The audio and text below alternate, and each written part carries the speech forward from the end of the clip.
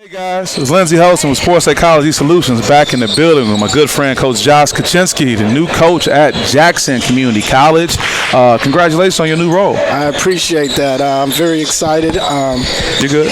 Things have been great. It's kind of like throwing everything in a microwave and got to churn out a team really quick. Being hired, I just got announced August 9th, but I'm very excited for the opportunity and we're ready to go. Yeah, because you were in the other part of the country not too long ago. I was an associate head coach at Mesa Community College in Mesa, Arizona, under a great coach, Hall of Fame coach Sam Ballard. Okay. So you were working your way back because you have ties here. Talk about you from the west side of the state. Yes, I actually grew up in Baldwin, Michigan, That's right. underneath Reggie Fox, Duran Watkins. I coached there for a couple years after that too. A great place. Ira Childress, very shout well. out to Ira, yep. It's a great place. It's a very small town, but it's very historic. It's very rich in basketball, and I grew up inside of that. If you lose a game at Hollister Park, you don't get back on the court type thing. So, I've been very fortunate in that aspect to grow up underneath that. And, then I jumped into coaching out of college. And, I've had a great time. I was a head high school coach over by Muskegon at Holton High School. Okay. I was over there for a few years, 3 years, 2005, 2006, 2007, 2008. We changed the program over there. And then I got the opportunity to, go out to Mesa Community College under, again, Hall of Fame coach Sam Ballard. And I learned a lot under him and discipline and how to build a program and a culture and the family aspect. I also was at Lake State University with Steve Hettinger, great coach. Learned a lot under him and how to build a family. Right. I thought this was my opportunity to come back home. I got a 9-year-old son. That's my life, Jaden Kutchinski. And it was time to come home and be a part of that and be involved in his life daily. And it kind of all came together this summer when I came home for a visit. And things started adding up. And a good friend of mine, Carl Thomas, out at Duquesne, called me. Yeah, representing Eastern Michigan. Yep, and he used to be the head coach at Jackson. And he called me and he said, hey, there's an opportunity I think that you need to go after to be back home. And I went after it, and all the pieces started falling in place, and I'm very blessed to say that I'm the new head coach. Well, great, and we definitely want to talk about things you're going to be doing out down there with the Jets. But talk about your trip. You talk about all the different places you've been, all the great head coaches.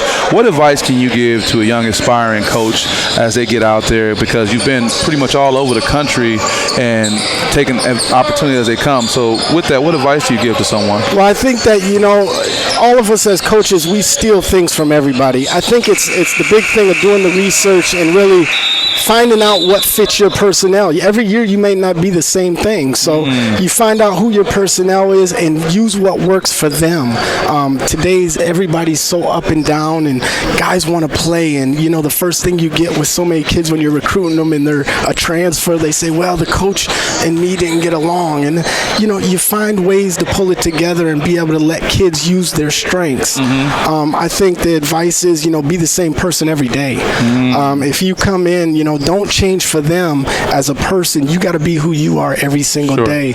And I think that's what's been successful for me. They see, there's no fakeness here. It's coming in. I'm the same guy day 1. I'm the same guy day 30. I'm the same guy day 100. Right.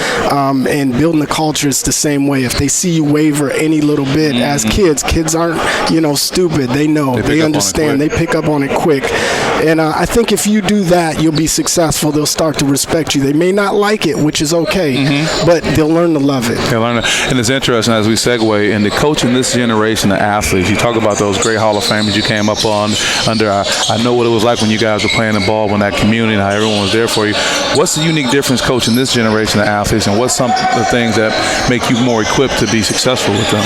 Well, it's funny. I don't think there's a big difference. A lot of people think there is a big difference, but when I played under Ira Childress, Sean Williams, Duran Watkins, Andre uncles. Sean Williams, yeah. Sean Williams, one of my best friends. You know, I was underneath 7 D1s. You know, Dante Hill. It was amazing, and it's the same thing when I come out here and I recruit. I see the same thing. It's the same players. It's the mentality you got to have to speak with them and relate with them. There's not a lot of difference. I think nowadays that you really just got to coach the kids and really, you know, make them believe in your vision. I think that's the biggest thing. If you get them on your side and they understand that you're there for them, and you got a vision for them to progress, that you know, it'd be hard to lose. Right. You mentioned something when you were talking about all those great people that you're affiliated with. You use the term that we got to put in quotes D1, because so many kids get locked on this D1 thing, locked in that mindset. You, as someone who's been on all different levels, how do you make the case for Jackson College going forward when they say, oh, we want to go somewhere else or whatnot? Well, when I brought my staff in, I got a great staff. I brought Jordan Ballard from Mesa Community College. You know, the biggest thing I tell our staff is go after everybody. You know, and a lot of people don't like that philosophy, but with the way people transfer nowadays, I want to be that first offer out there, even if the kid is a D1, because maybe he wants to come back and get re-recruited. Right. If he just goes to a D2, he's locked in. Right. If he comes back to a junior college, his recruiting opens right back up. So that's a big point. Talk about that a little bit more. It's huge. Recruiting for me that's how it's always been. I go out there and I want to go after the big fish, and I want to build a relationship with them first of all, and I want them to go as high as they possibly can. Right. If I'm recruiting them and they got a better offer than me and a better place to go, I'm supportive in that. Sure. I got kids in my phone that I still call today. They didn't come to Lake State. They didn't come to Mesa Community College, but I still have that relationship because I care how far they go regardless. Yeah. So, you know, at Jackson, it's going to be the same way. I want to build those relationships, and if I can help them get somewhere higher, that's what my goal is. Right. It's not necessarily they have to come play for Jackson. Right. I want them to get as high as they can. And if I can help them get there without going through me, all blessings to them. It seems like that philosophy should really serve you well, because as we know, kids may have the idea to go to a D1 program, but just a few years ago, the state of Michigan only had like 7 D1 basketball players. It's not that easy to go D1, stay D1. So with you being a resource for people who may have their trials and tribulations, realize they weren't really ready, you could be a great resource once they kind of make their way back around. Well, you know, you got to also go in and understand that every kid has their own story. You know, they got the pen, they got the book. I try to tell them, instead of using your situation as a handicap, let's put it where your beginning to your book is already written. It's perfect. Everybody wants to read that story. Everybody wants to see that 30 for 30. Everybody wants to watch that movie, the feel-good movie. When they got those situations and they've had a hard time growing up to this point, which a lot of them have, your story's written to that point. Let's finish it off. Right. Let's get to Jackson Community College. Let's do a year, 2 years there. Be successful. Let me move you on. I got a lot of D1 coaches that are really good friends. You know, let's finish the story. But again, the pen is in your hand to write. Is the story worth reading? Right. You know, and that's going to be the key. You know, are you getting your grades? First of all, I was student success coordinator at Mesa Community College. You mean if I'm just a good basketball player, I got to worry about grades too? Yeah, absolutely. Because, you know, when I was at Lake State, again, under a great coach, Steve Henninger, you know, the first thing he asked for is how's their grades. Right. There's 100 guys that think they're going D1 out here. Yeah. You know, but what's going to separate you? Right. Are you going to be the guy they got to worry about grade-wise? Are you going to be up here where it's like you're a 3.2? Not a guy we got to worry about. Right. That's not extra work over there. Right. So, yeah, your grades are number one. Again, I was student success coordinator at Mesa Community College, and I did, you know, 3 grade checks a semester. I did tutorials. If you got a C or lower, you had to do 2 hours a week study table. Wow. I mean, everything, so kids wasn't slipping through the cracks, and then it builds on their confidence. You know, it's just like a game plan. If I've studied for a test, I'm ready to go in there and play. But if I haven't practiced, I'm nervous about how I'm going to perform. Sure. Your confidence and all confidence in everything. So I think that's a big part we're building at Jackson as well. Okay. You know, on that academic side, getting guys ready. I was just talking to the coach from U of M Dearborn about that, you know, and he was worried about, you know, JUCO grades and getting kids in. And, you know, I just said, hey, you I haven't done it yet here, but the track record of getting guys eligible and keeping them at that 3.0, I've done that before, and that's what I plan on implementing at Jackson to make kids,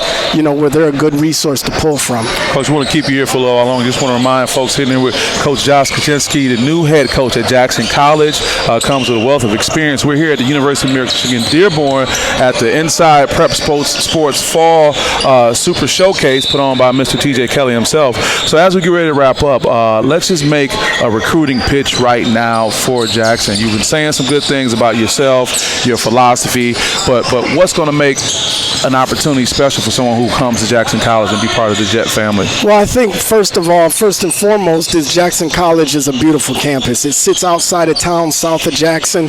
Beautiful campus. We're one of the only D2 community colleges that have housing. Wow. Yeah, in the nation. I heard about that, yeah. And they're beautiful. I mean, I wanted to move in when I got there. I didn't have a place to stay. Right. I wanted to move into them. They're beautiful. So I think that right there is something special. I think the people. There's a foundation at Jackson College, the workers, administration, coaches, everything there. It feels so home. People are really, they grab onto you. They're a foundation. The other thing is what we're building. I think it's something special. I think Jackson Community College in the basketball world could be really a hidden gem, and I think it is. And hopefully I'm successful enough that I can start building that and people want to come. I want big-time college coaches to come in. I got a great relationship with Jay Smith, who's now at U of M, with Juwan Howard. I got a great relationship with DJ and David Thomas at Michigan State and Izzo. I want them guys to visit. I want them guys to be in my gym. I got plans next summer to do a camp and try to get those guys to come and speak. That's where I'm at. I want to build something special. I'm going to work my butt off. I know there's no shortcuts to success. My dad's a contractor, and he beat my butt as a young kid, and I decided to use that in coaching instead of going, that aspect of being a builder, and I think that it's never sold me short. Wow. Let people know geographically where Jackson College is in in reflection to where they are in Michigan. Right. Jackson is perfect. It's beautiful. I'm trying to talk TJ into running something like this at Jackson College. We have a beautiful facility and field house, but it's 40 minutes south of Lansing. Yep. So it's right there at the bottom of the hand, and everything is right there. Detroit's 45 minutes to an hour. Lansing's 40 minutes. Grand Rapids is an hour. Battle Creek's 40 minutes. Wow. I mean, it's right in the middle of the hub for everything. So if you're a kid that's trying to get away, you got an opportunity to come to a great program, housing, and all that stuff where you're away from all the going-ons, but you still can get back there. So that sounds like a really good balance for people. It's beautiful. I have all the confidence in the world when I go in and sit on, a parent's couch and I'm recruiting their son that they will be taken care of. That's awesome. That's awesome. Well, folks, we're here with Coach Josh Kutchinski, new coach at Jackson College. The Jet family, you got to watch these guys. Some great things going to be happening. I want to wish you the best of luck, man. Thanks for Appreciate that. Okay? Appreciate it a lot. Okay. We'll talk to you guys.